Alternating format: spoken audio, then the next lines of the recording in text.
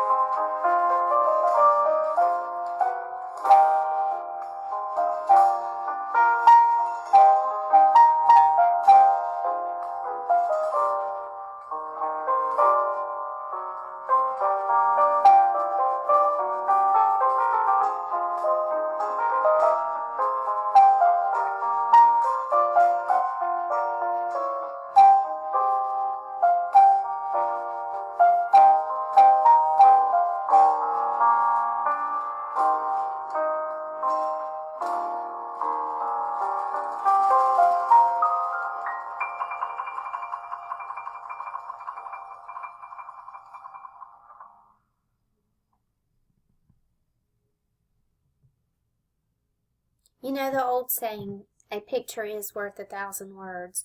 And as you saw these pictures of these girls, I hope that you noticed encouragement, smile, and joy on their faces. But oftentimes that is not the case with children in anxiety and stressful situations. It is also a hidden epidemic that can be real dangerous if not taken care of early on. The goal of this project was to meet with a small group of girls who were identified as being stressed and having anxious thoughts within their school setting, and especially when faced with an academic task. We were trying to accomplish this goal by using yoga as a strategy to support the techniques of progressive relaxation and mindful breathing. But where does one start? How does one go about even starting to do this? We began to go back to Aaron Beck, who was the doctor and actually the innovator of cognitive behavioral therapy. He was a psychiatrist at the University of Pennsylvania in the 1960s. However, his theories, his thoughts, and his research did not begin then. It actually began when he was a younger child, and based on his personal experiences, some of the ideals and the thoughts that he had through developing cognitive behavioral therapy came about from his actual personal experiences. He believed that your thoughts, your behaviors, and your emotions were all intertwined. They were connected, and that each other of those thoughts, behaviors, and emotions connected in some way.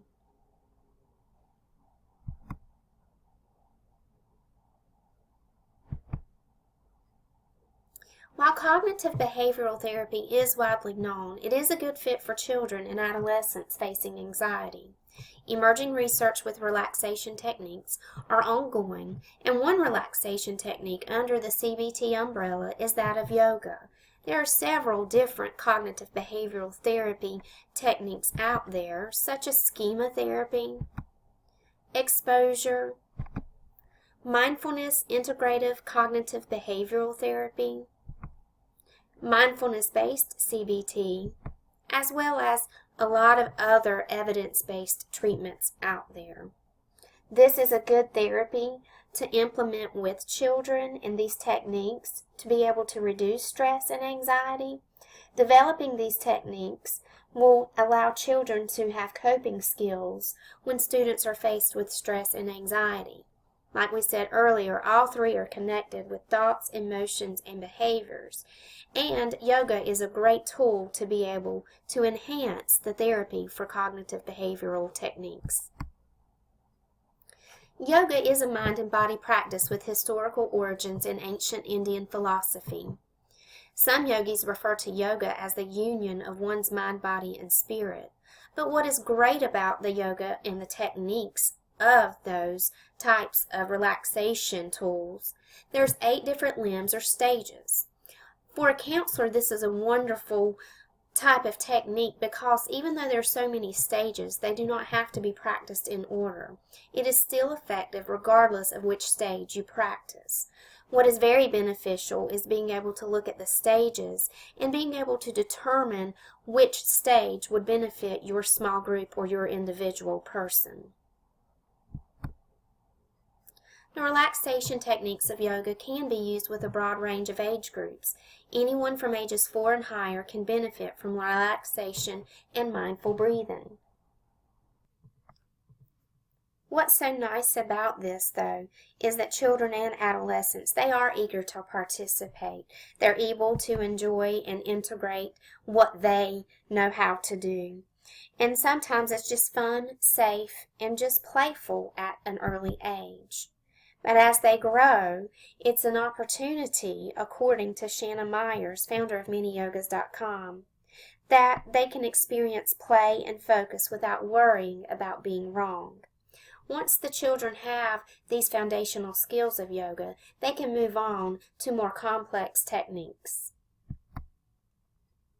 Why do these techniques work for children? Well, like I said, they're fun, they're safe, and they're playful. But they're also engaging with children. They can be integrated with counseling activities. Academic performance is often improved within their school community.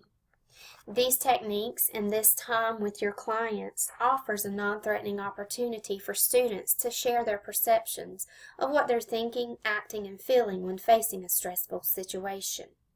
What is great about this type of time in these counseling sessions is you can bring in how each one connects and going right back to that mind and that behavior thoughtful process. How is this used with children and adolescents? It's used as a small group like you saw in the PSA, or even individually. First, one has to set a purpose. As a counselor, you want to be able to show the children and explain to them, why are we doing what we're doing? Is it for nothing? No, it's for a reason. And we want to be able to express that to those children and be intentional with that purpose. When we're intentional with that purpose, we're going to teach the children the process of how to relax and breathe correctly. This is a very important step that must not be skipped, and it needs to be accurate, thought-provoking, and being able to just have that time to do it. After that, you do have many opportunities to practice. This is so very important. This is important because this is the time to where a quiet space may be needed to practice, to reflect, and become self-aware of their own body and what their body is doing by this deep breathing. Well, what does research say about all the cognitive behavioral counseling? It does help connect their thoughts, their emotions, and their behaviors. Students are able to identify their beliefs. They're able to maintain that distorted thinking that interferes with their lives and able to change their thinking. The CDC states that children 6 to 8 years of age, it is a very critical time for children to develop confidence in all areas of life, such as through friends, schoolwork, and sports. This time is so very important. The clients, the children, they have to have time to process their thoughts and their feelings. They have to have that time to reflect, and they also have to have that time to be able to identify, well, what are your beliefs? And during the yoga sessions and the counseling activities, the children are being able to reflect and share like experiences to see what do they believe and how can they maintain their thoughts in a healthy manner.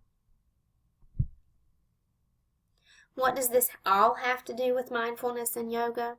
Well, these stressful situations, they can cause the child's protective brain to dominate.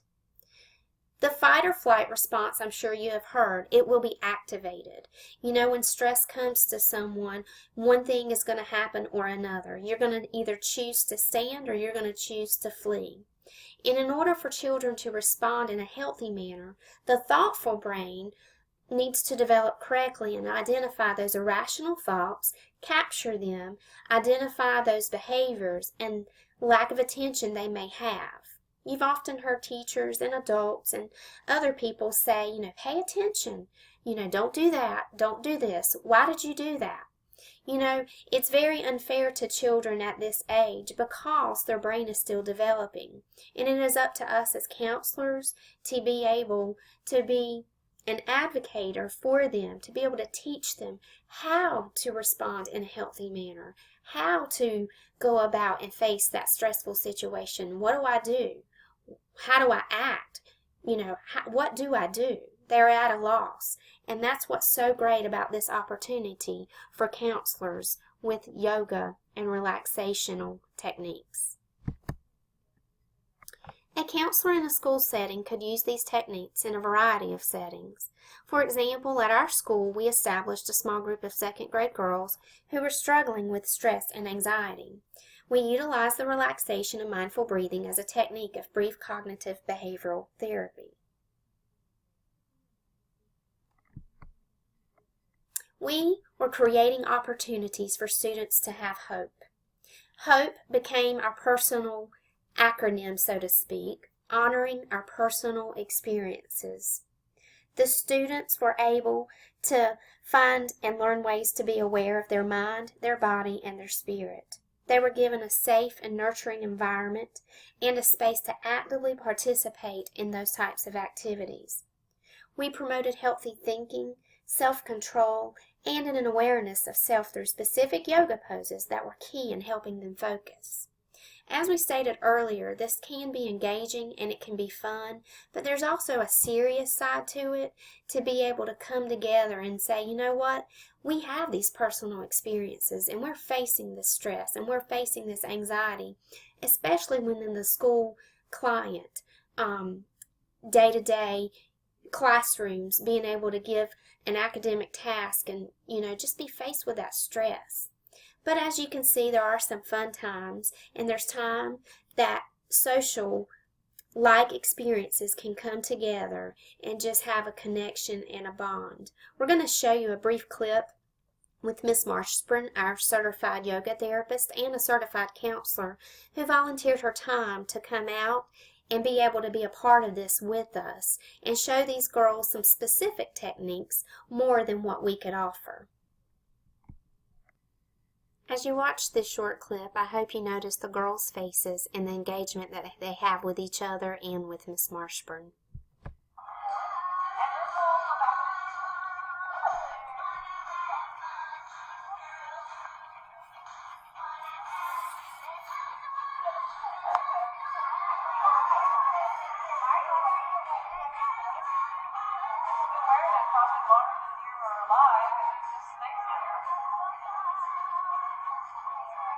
Maybe you raise your hands up a little bit higher.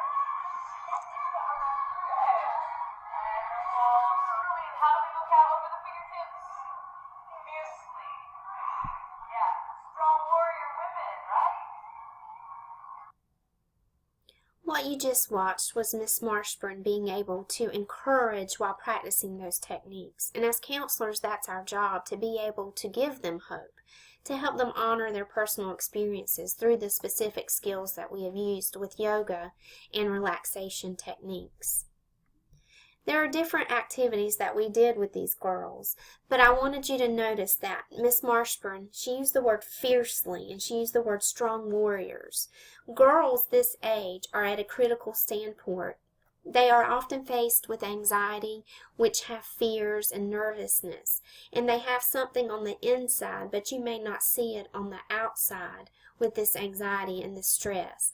And being able to be intentional with those words of encouragement and being able to stand up and be aware of oneself is one of the goals that we had for these girls. Some other goals that we had for them were some specific techniques that they really liked, but also that we're able to go back to what Aaron Beck had said earlier with our thoughts, our emotions, and our behaviors. Being able to connect these three things during yoga and counseling sessions is very critical. It's very important to be able to connect them and see how they influence each other. The first technique that we want to share is the connection. This is the mental well-being connection technique that we use. You're basically opening up your heart. You're not closed off, and you're being able to go before others and say, when I'm going to judge someone, I'm going to notice, does my body close up? What does my body do? You know, I'm thinking of the physical and I'm thinking of the mental. Because one of the things that we stressed with these girls was to be kind, to honor themselves and to each other and others that were not in their group. And being able to look and say, am I judging others? Am I open to connect to others, or is my body closing up? So in order to be able to practice opening up, we would stand, breathe head to toe, inhale through your nose and arch your back slightly, and exhale through your mouth. The next technique we utilized was the movement. This is the actual physical piece. Even though there are a lot of physical pieces with the other techniques, this one was just going with the flow. Being able to stand up straight and lift one leg up in the air behind you. Bending forward, extending both arms in front of you, holding your balance steady and going with the flow. Repeating on the opposite side to be able to get both sides of the body. While moving and getting in these positions, we would stress to the children, you know, when you extend both of your arms in front of you, you know, let it go. Just go with the flow and let go whatever's bothering you. Or even tune in to focus. What is something that you're just trying to do and you need to go with it, but you're so distracted with worry and stress over everything else. You just need to be able to extend those arms and hold your balance and center yourself and just be aware to just go with the flow.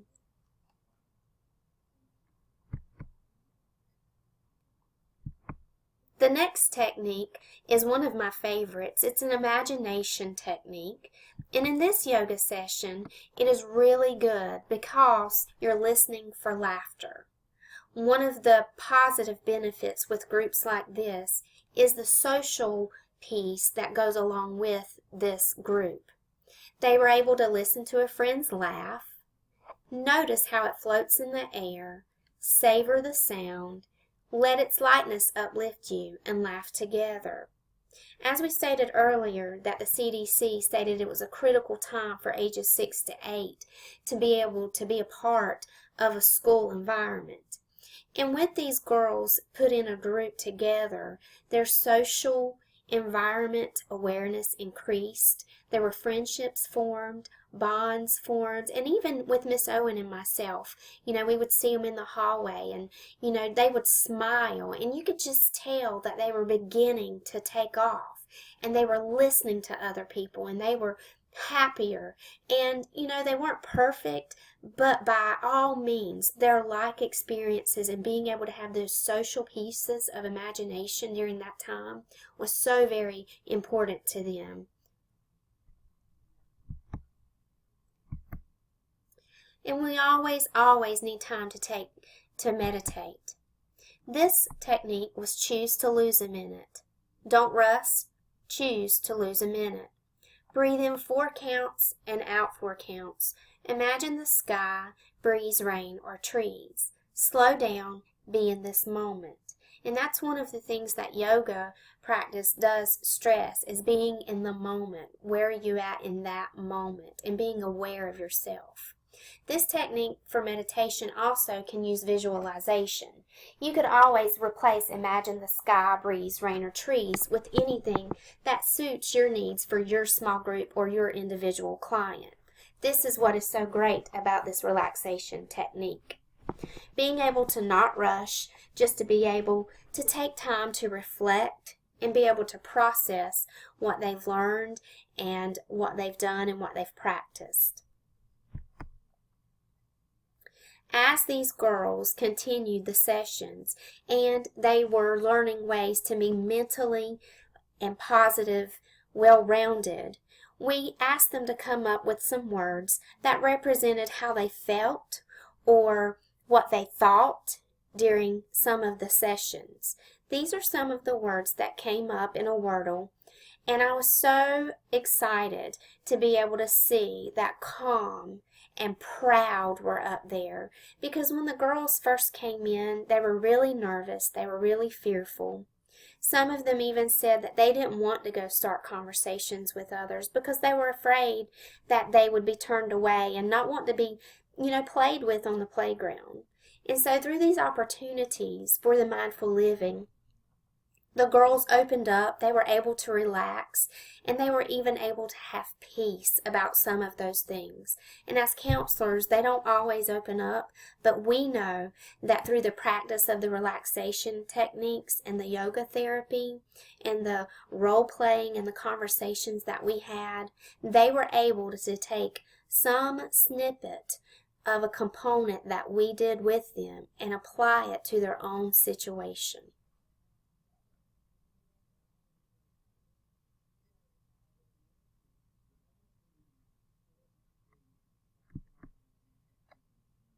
As counselors, we can only hope that the children meet their goals in whatever area that they desired. In this case, it was stress and anxiety. The end result, hopefully, would be empowerment as well, but not perfection. Help them to be able to apply anything that they have learned or that they can take away and be able to use in other situations to be able to reduce their stress and anxiety was worth every minute of it. Telling someone with anxiety to just calm down is like telling someone with epilepsy to just stop having a seizure. While this is harsh, it is also truthful. A person who has true anxiety and who also has been diagnosed with this type of mental illness cannot just calm down. They have to learn the process, and even then it is a struggle to be able to utilize what they have learned. Please remember that this is a silent epidemic sometimes. It happens on the inside, and you may not see it on the outside. However, though, just because it is a silent epidemic doesn't mean that we cannot make a difference. We may not know these children and adolescents have the anxiety, But when we fill our thoughts with right things, the wrong ones have no room to enter. And while this is very hopeful, one of the things that a counselor can do is encourage and use those words during that time that are so very important to be able to say, you know what, I have this thought. Is it irrational? The children don't know. At this age, they need to be able to identify what irrational and rational is. Remember, their brain is still developing those fight or flight responses. And it is up to us to be able to give those examples, to be able to model through the use of counseling and relaxation techniques. But there is hope. You can breathe, you can empower them, and you can show these children and these adolescents that they're strong and that they've got this. We're just going to take it day by day. And yoga is about being by the center and awareness of one's mind, body, and spirit, is focusing on the here and the now.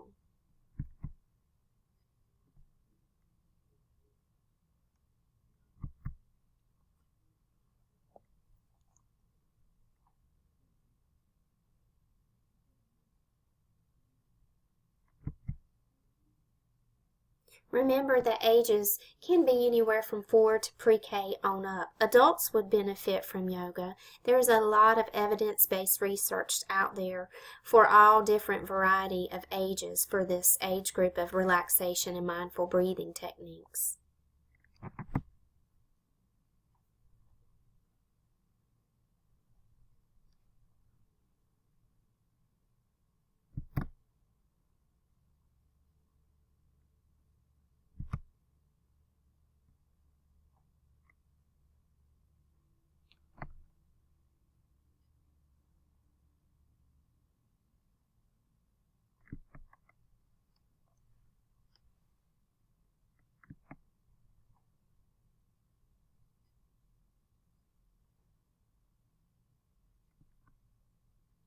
The thoughts, emotions, and behaviors, once again, they're connected. Beck believed that all three were very important when dealing with cognitive behavioral therapy, and they influence each other. A counselor really needs to have the information, the background, to be able to know how and why deep breathing works. What are the benefits physically and mentally? Here are some resources that Miss Owen and I found. I Am Yoga is a really good one about a read aloud about a little girl in the different poses. Yoga Games for Children, if you're looking for some specific games for age groups and visuals, this is a good book as well. The Little Flower Yoga for Kids, this is a good one where it talks about the stages and the limbs of yoga, and it gives a little bit deeper information about yoga, the history behind it, and how to pull it all together and make it connect for the kids.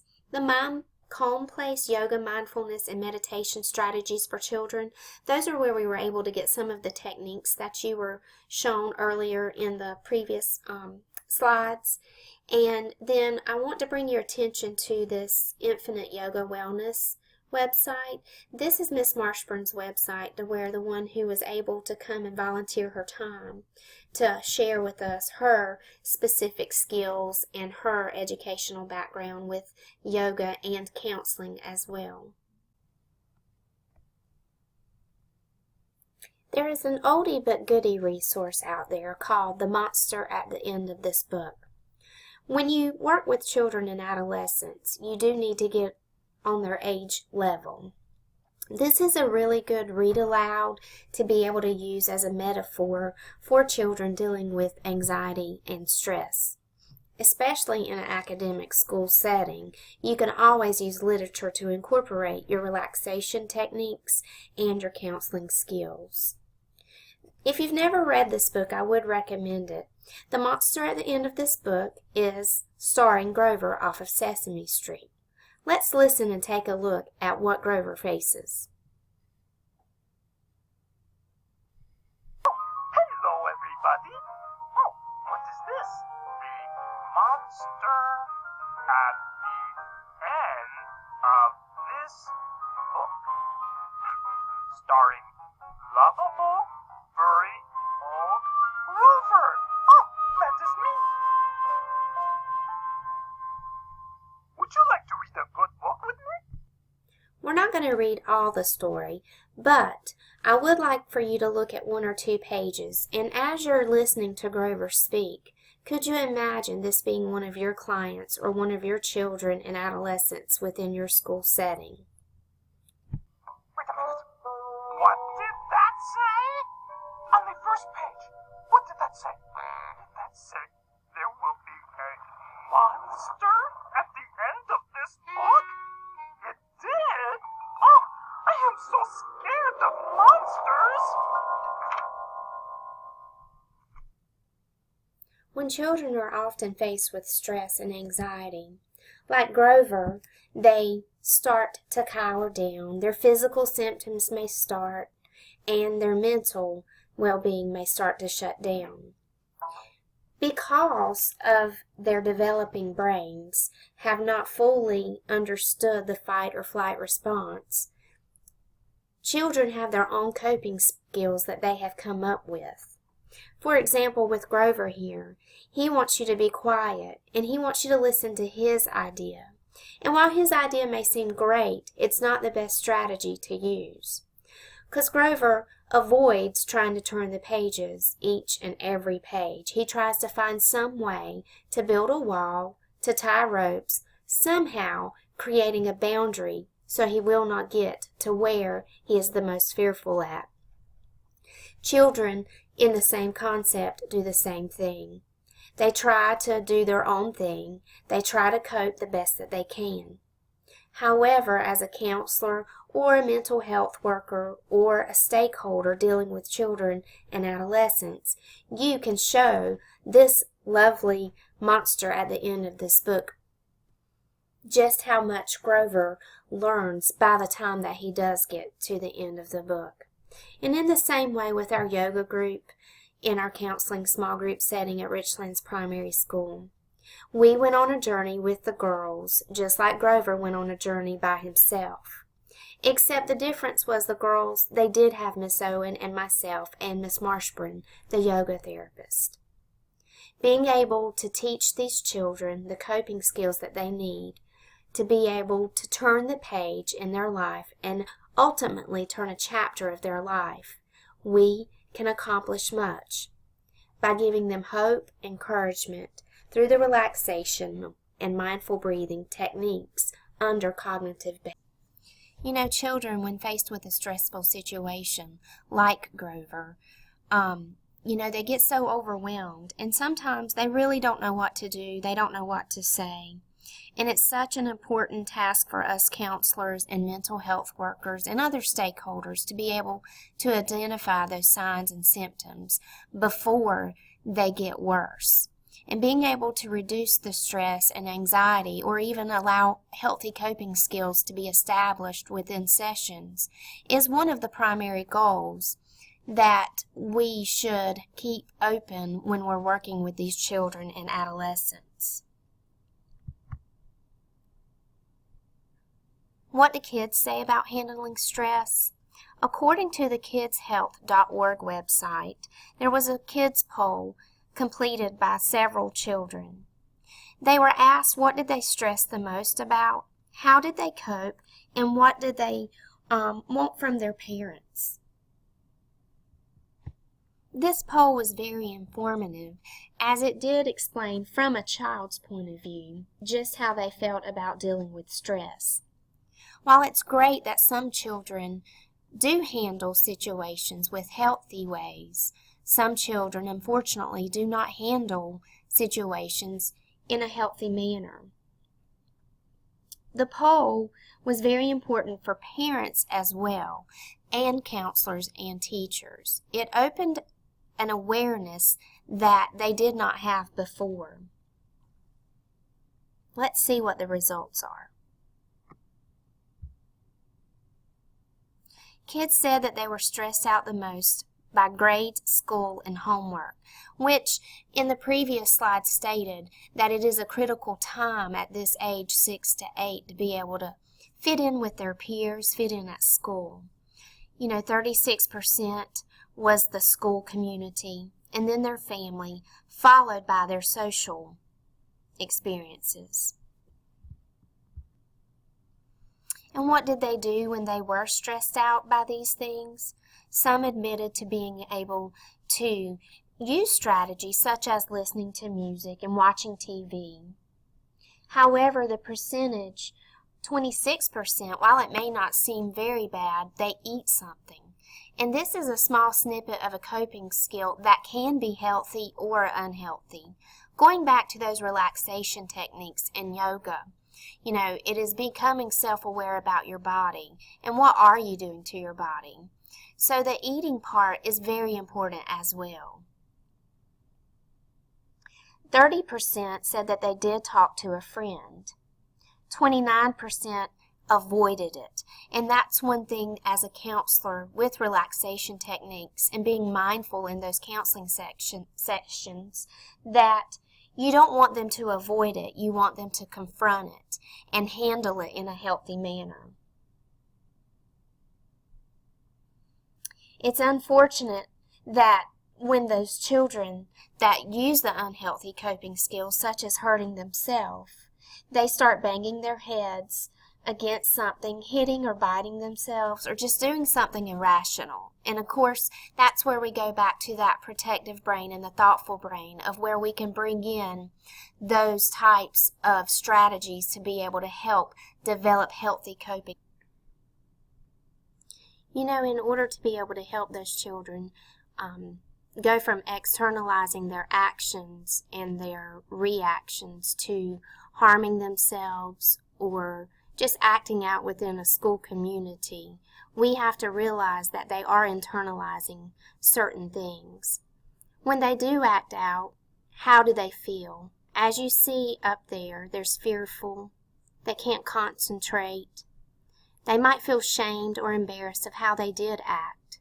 And it is important as counselors and stakeholders in the school community to be able to recognize those signs and those symptoms.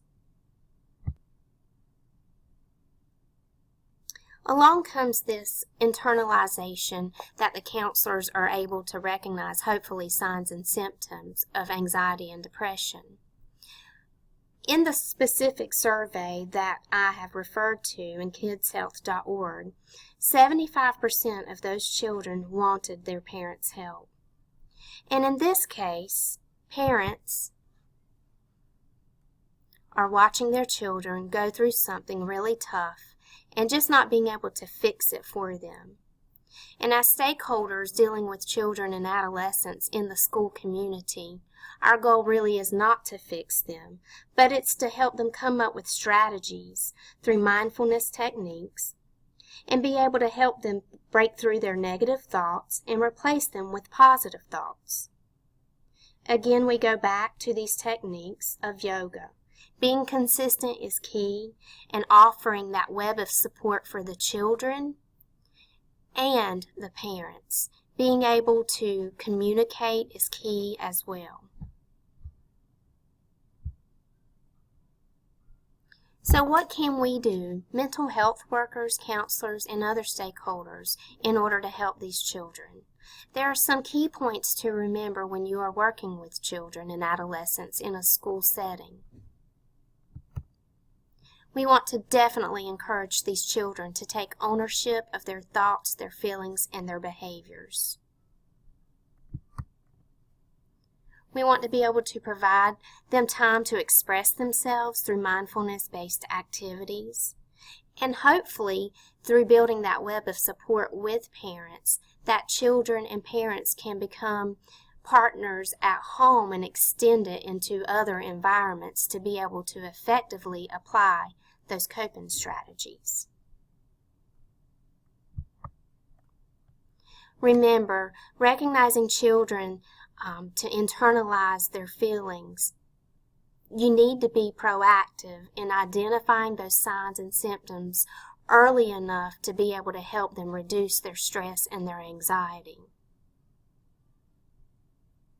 As you'll see towards our closing, one of our students who participated in the yoga small group sessions, Her smile was on the outside, and I can tell you today, that day, she was very joyful and was able to be a part of a group and felt comfortable enough to talk with Miss Owen and myself and be able to express freely through the practice of yoga, mindfulness, and relaxation techniques. Behavioral therapy.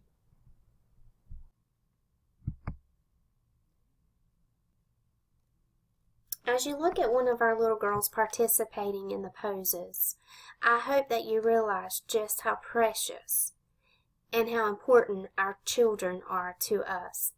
As counselors, as stakeholders, as mental health awareness community members, we all have a part to be able to take care of our future.